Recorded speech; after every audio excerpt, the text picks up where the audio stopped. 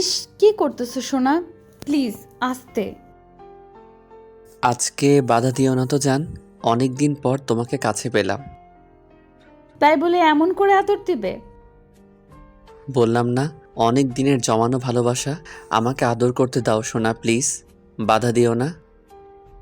তোমাকে নিজের করে পেতে চাই, তোমাকে আদর দিব বলে এতটা কাছে আসছি, আর তুমি আমাকে এমন করে কষ্ট দিবে তাই বলে?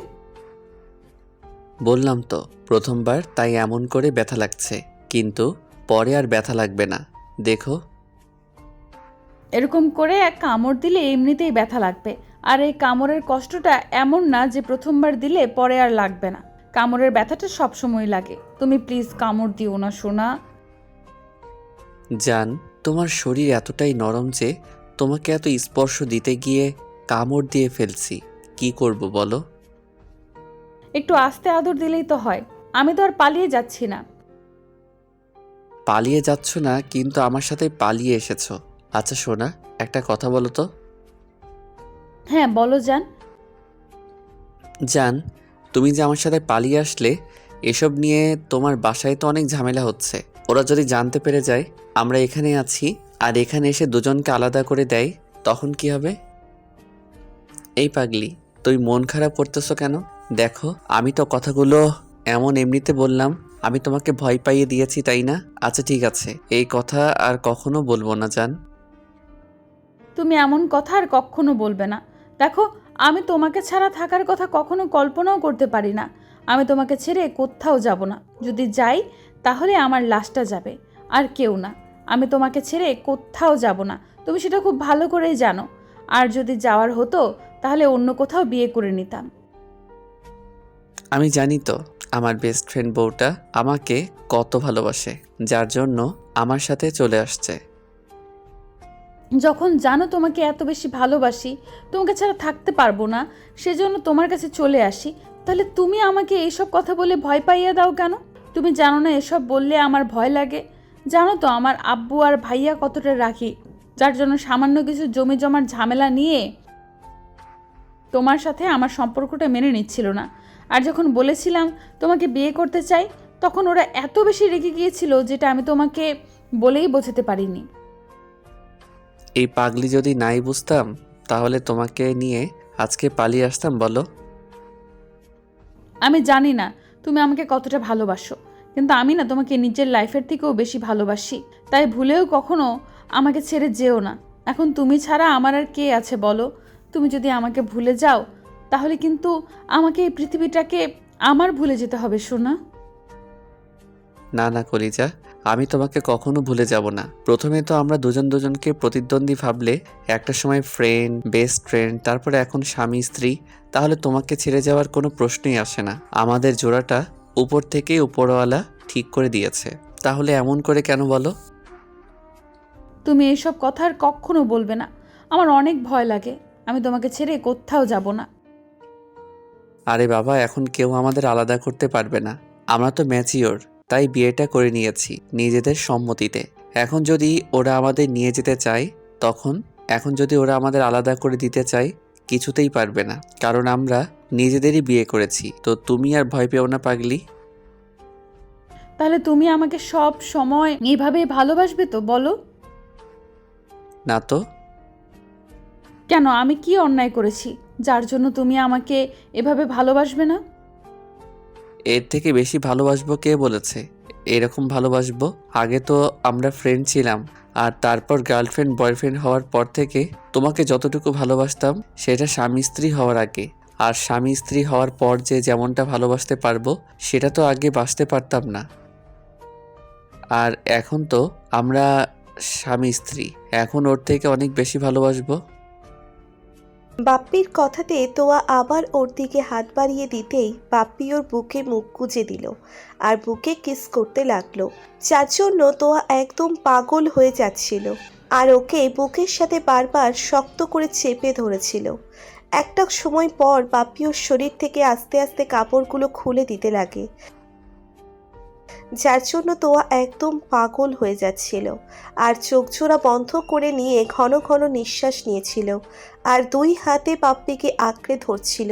ও বুঝতে পারছে তোয়া প্রচণ্ড পরিমাণে উত্তেজিত হয়ে গেছে, কারণ ওর স্পর্শ যতবার তোয়ার শরীরে পড়ছিল ততবার তোয়া বাপ্পিকে খুব শক্ত করে নিজের সাথে জড়িয়ে নেওয়ার চেষ্টা করছিল। আর এটাই স্বাভাবিক, স্বামীর ভালোবাসা পেলে যে কোনো মেয়েই পাগল হয়ে যাবে। একটা সময় তোয়া বাপ্পির শার্টটা খুলে দিল, তারপর ওকে আর নিজের সাথে জড়িয়ে নেওয়ার চেষ্টা করলো। তখন বাপ্পি ওকে আবারও কিস দিতে শুরু করে। বাপ্পির স্পর্শে তোয়ার শরীরে পড়তেও কেঁপে উঠেছিল, যার জন্য ওকে এত শক্ত করে আঁকড়ে ধরছিল যেটা বাপ্পি বুঝতে পারছিল তোয়া আজকে কত বেশি পাগল হয়ে গেছে। বাপ্পি কিস করতে করতে তোয়ার নাভিতে চলে আসে। তারপর যখনই ও নাভির দিকে তাকালো, খেয়াল করলো এত বেশি কিউট লাগছে নাভিটা, এত কাছ থেকে দেখতে, যেটা আগে কখনো দেখেনি। ও বেশ কিছুক্ষণ নাভির দিকে একটা ঘোর লাগা দৃষ্টিতে তাকিয়ে রইল। বাপ্পির স্পর্শ না পেয়ে তোয়ার চোখ খুলে তাকালো। বাপ্পি ওর নাভিটার দিকে ড্যাব ড্যাব করে তাকিয়ে আছে। তখন তোয়া লজ্জা মুখে বলল, এই দুষ্টু, এখানে অমন করে তাকিয়ে আছো কেন? তোমার এই জায়গাটা অনেক সুন্দর লাগতেছে, আগে কখনো দেখিনি, তাই মনে হচ্ছে যেখানে অনেক বেশি আদর দিলে তুমি আরেকটু পাগল হয়ে যেতে। ইস ফাজিল, এইভাবে কেউ বলে? এমন করে বললে আমার লজ্জা লাগে না বুঝি? তাতে কি, আমার তো তোমাকে লজ্জায় ফেলতে অনেক ভালোই লাগে।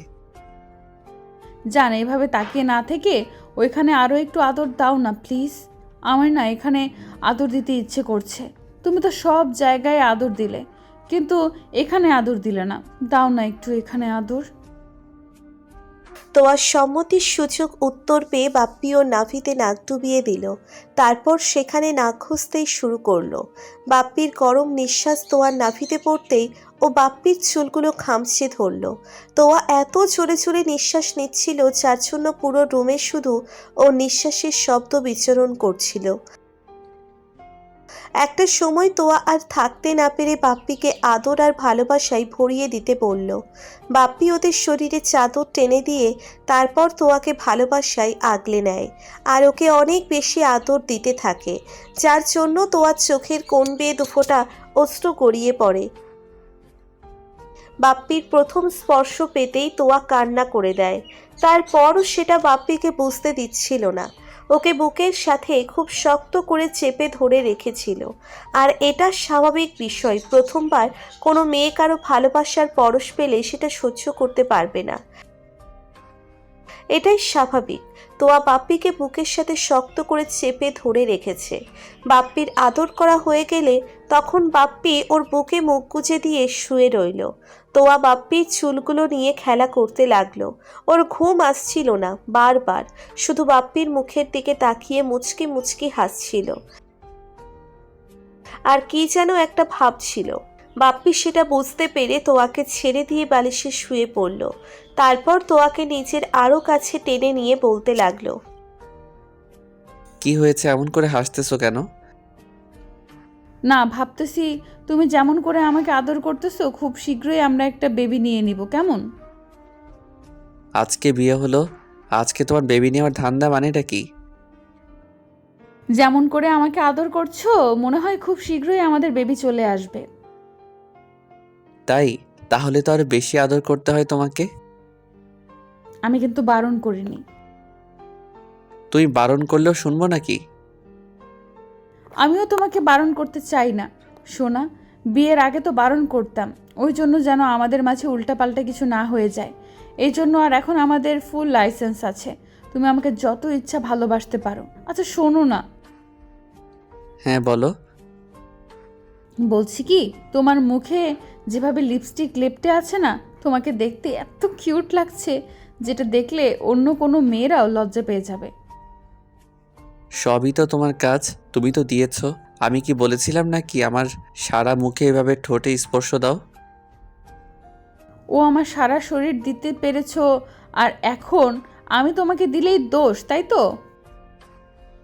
আমি তো তোমাকে বারণ করিনি, আর এখন তাহলে এরকম বলছো কেন? তুমি এমন বললে কেমন লাগবে বলো? তোমাকে দেখতে একদম একটা পিচ্চি বাচ্চার মতো লাগছে। তাহলে দেখাই পিচিটা কি করতে পারে। না শোনা, আজকে দেখেছি অনেক, প্রথমবার তো তাই একটু লেগেছে আমার। প্লিজ এখন আর দুষ্টুমি করো না, আমাকে এভাবে জড়িয়ে ধরে রাখো। কালকে আবার অনেক আদর দিয়ে দিব, কেমন? তুমি অনেক ব্যথা পেয়েছো তাই না কলিজা? বাবু, তোমার এই ভালোবাসাটার কাছে এই কষ্টটা কিছু নয়। আর ভালোবাসার মানুষের প্রথম স্পর্শটা পৃথিবীর সর্বোচ্চ সুখের, সেটা তুমি জানো না? ওই জন্যই আমি সবটা সহ্য করে নিয়েছি। আর তোমাকে আজকে কাছে পাওয়ার আনন্দে আমি এসব ভুলে গেছি, জানো তো। আচ্ছা ঠিক আছে, তুমি ঘুমাও, আমি তোমাকে ঘুম পাড়িয়ে দিচ্ছি। এত তাড়াতাড়ি ঘুম আসবে না, জানো তো। কেন, কি সমস্যা হয়েছে? ঘুম আসবে না কেন? কারণ আজকে তোমাকে কাছে পেয়েছি না, ওই জন্য। আমি আজকে ঘুমাতেও চাই না, কারণ সারা রাত তোমার বুকে মাথা রেখে তোমার সাথে গল্প করতে চাই। আচ্ছা বাবা, ঠিক আছে। আপনারা হয়তো ভাবছেন এখানে কি হচ্ছে। বাপ্পি আর তোয়া পাশাপাশি এলাকাতে থাকতো। ওদের পরিবারের মাঝে অনেক বড় ঝামেলা লেগে আছে, সেটা জমি জমার কারণে। বাপ্পির দাদুর কাছে তোয়ার দাদু কিছু জমি কিনেছিল, কিন্তু সেটার টাকা ঠিকমতো দিতে পারেনি, এজন্য ঝামেলাটা বেঁধে আছে। কিন্তু তোয়ার আব্বু সেটা দিতে অস্বীকার করেছে আর বলেছে ওই জমিটা নাকি ওদের, আর বাপ্পির আব্বু সেটা মানতে নারাজ। তাই এই ঝামেলাটা অনেক যুগ ধরে চলে আসছে। তাই ওদের পরিবারের মধ্যে তেমন বনিবনা নেই, কিন্তু ওদের ছেলে মেয়েগুলো উল্টে পিঠ হয়ে গেছে। তোয়া বাপ্পি নিজেদের প্রথমে প্রতিদ্বন্দ্বী ভাবলেও একটা সময় দুজনের ব্যবহারে দুজন মুগ্ধ হয়েছিল আর কাছে এসেছিল, ফ্রেন্ডশিপ করেছিল। তারপর বেস্ট ফ্রেন্ড থেকে রিলেশন, আর তারপর একটা সময় দুজন ঠিক করে দুজনের বাসায় বলবে। আর যখন থেকে বলেছে তখন থেকেই ওদের বাসায় আরও ঝামেলা চলছে। তোয়ার আব্বু আম্মু ওকে বিয়ে দেওয়ার চেষ্টা করলে তোয়া নিজেকে ঘরবন্দি করে রেখেছিল। বাপ্পি অনেক কান্নাকাটি করতো ওর আব্বু আম্মুকে বাঁচাতে না পেরে। ওরা বোঝাতে পারছিল না দুজন দুজনকে কতটা ভালোবাসে। তারপর একটা সময় যখন দুজনের বাসা থেকে বিয়ে ঠিক হয়, তখন বাপ্পি আর তোয়া কোনো উপায় না পেয়ে দুজনকে হারাতে চায় না বলে বাসা থেকে বেরিয়ে আসে। কালকে ওরা বেরিয়ে আসছে আর আজকে সকালে ওরা বিয়েটা করে নিয়েছে। বাপ্পি তোয়াকে নিয়ে একটা ফ্ল্যাটে উঠেছে আর এখানে আসার আগে একটা কাজের ব্যবস্থা করেছে। বাপ্পি ভেবেছে ওদের যখন বিয়ের পর একটা বেবি হবে, তখন ওরা বেবিটাকে নিয়ে পরিবারের সামনে গেলে ওরা হয়তো ওদের বিরোধটা ভুলে যাবে। আর এক পরিবার প্রথমে মেনে নিলে অন্য পরিবার ঠিকই সন্তানের শূন্যতাটা বুঝতে পেরে ওদেরকে আপন করে নেবে। তো একটা সময় বাপ্পি আর তোয়া গল্প করতে করতে ঘুমিয়ে পড়ে। পরদিন সকালে বাপ্পির ঘুম ভাঙতেই ও খেয়াল করে তোয়া ওকে জড়িয়ে ধরে রেখেছে। বাপ্পি ভাবে উঠে ফ্রেশ হয়ে নিবে, তখন দেখে তোয়াকে মনে হচ্ছে কালকে রাতে অনেক কষ্ট পেয়েছে, যার জন্য ওর মুখটা কেমন কালো হয়ে আছে আর সারা শরীরে কেমন যেন কামড়ের দাগ। কারণ কালকে রাতে বাপ্পি ওকে আদর করার সময় অনেক বেশি কামড় দিয়ে ফেলছিল। তাই ওকে বালিশে রেখে উঠতে যাবে, তখন তোয়া ওকে আরো শক্ত করে জড়িয়ে ধরে। বাপ্পিও আর কোনো উপায় না পেয়ে পাগলিটাকে বুকের সাথে শক্ত করে রাখে। সকাল থেকে দুপুর অবধি তোয়া বাপ্পির বুকে মাথা রেখে ঘুমালো আর ওকে জড়িয়ে ধরে রাখলো। তারপর দুপুর গড়িয়ে যেতেই বাপ্পির ফোনটা বাজতে লাগলো। তখন তোয়ার ঘুমটা ভেঙে যায়। ও খেয়াল করে বাপ্পি কারোর সাথে কথা বলছে। ফোনটা রাখতেই তোয়া বলতে শুরু করে, বাবু, তুমি কখন উঠেছো? আর উঠেছো আমাকে একটাবার ডাকোনি কেন? ভেবেছি তোমার কষ্ট হবে, ওই জন্য ডাকিনি। কালকে সারা রাত অনেক আদর দিয়েছি, ওই জন্য হয়তো অনেক ব্যথা পেয়েছো, সেই জন্য ডাকিনি। এত বেশি ভালোবাসো আমাকে? অবভিয়াসলি, কারণ আমার পাগলিটাকে ছাড়া আর কাকে ভালোবাসবো বলো? এখন তো আমি যেমন তোমার সব, তেমনি তুমি তো আমার সব, তাই না? ভেবেছি তুমি অনেক কষ্ট পেয়েছো আর তোমার মুখে কেমন বিষণ্ণতার ছাপ দেখা যাচ্ছিল, ওই জন্য আর তোমাকে ডাকিনি। এখন যাও, উঠে গিয়ে ফ্রেশ হয়ে আসো। ইচ্ছে করছে না তোমার বুকে এইভাবে থাকতে। আর বাবা তার জন্য সারাটা দিন পড়ে আছে, আর রাত তো আছেই, আমি তো তোমারই এখন, তাই না? কিন্তু কয়েকটা দিন পর থেকে তো তুমি কাজে যেতে শুরু করবে, তখন তো আমাকে সময় দিতে পারবে না। কে বলেছে দিতে পারবো না? তুমি তো জানো রেস্টুরেন্টের জবটা বেশিক্ষণ করতে হয় না, যখন পারবো সময় দিব। আর রাতে তো তোমাকে অনেক বেশি ভালোবাসবো, তাই না বলো? এখন যাও। না না, আমি এখন উঠবো না। আমি তোমার আদর পেতে ইচ্ছে করছে। তুমি এখন আমাকে অনেক বেশি আদর করে দিবে। কিন্তু এখন আদর করলে তোমার আরও লাগবে। এমনিতেই কালকে রাতে হয়তো অনেক কষ্ট পেয়েছো, এখন আর আদর করা চলবে না। যাও সোনা। আর সকালে কিন্তু কিছুই খাওয়া হয়নি, তার উপর দুপুরের খাবার সময় হয়ে গেছে। এখনো ওঠো, ফ্রেশ হয়ে আমরা কিছু খেয়ে নেই। আদর না হয় নাই করলে, কিন্তু এখন তো আমাকে কোলে নিয়ে ওয়াশরুমে নিয়ে যেতে পারো। তারপর দুজনে গোসলটা করে নিই, কেমন? তোয়ার কথা শুনে বাপ্পি একটা মুচকি হাসি দিয়ে তারপর উঠে ওকে কোলে তুলে নিল। তোয়া বাপ্পির গলাটা জড়িয়ে ধরে ও ঠোঁটের সাথে নিচের ঠোঁটগুলো মিলিয়ে দিলে বাপ্পি রেসপন্স করতে লাগলো। আমাদের ভিডিওটি কেমন লেগেছে তা কমেন্ট করে জানাতে ভুলবেন না।